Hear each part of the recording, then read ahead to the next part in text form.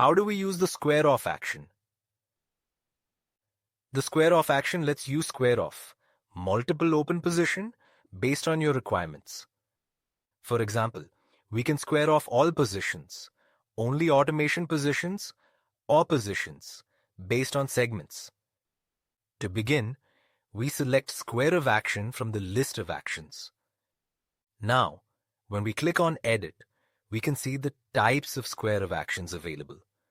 The square of all positions means all positions linked to the user account will be squared off. If we want to square off by segment, we can choose which segments to include. For example, in this case, we are only squaring off positions in NSE equity derivatives and the NSE cash market with the product type as CNC or CO and only buy side. In the same way, we can square off automation positions. By clicking on square off automation positions, only the positions created from this specific automation will be squared off. Let's recap. The square off action lets you close multiple open positions at once.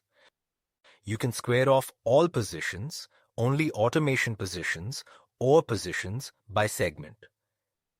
Select square off from the actions list and click Edit to choose the type.